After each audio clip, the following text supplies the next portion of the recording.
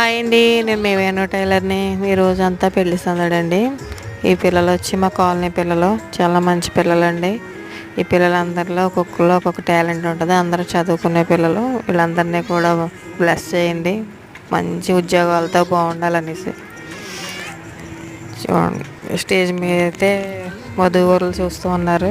వీళ్ళు మా దైవజనులండి.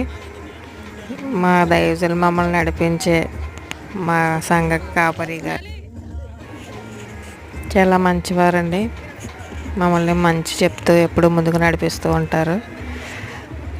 వారి భార్య గారు అయితే మా ఫ్రెండ్ అండ్ పాస్టమ్ గారు కూడా ఆవిడ.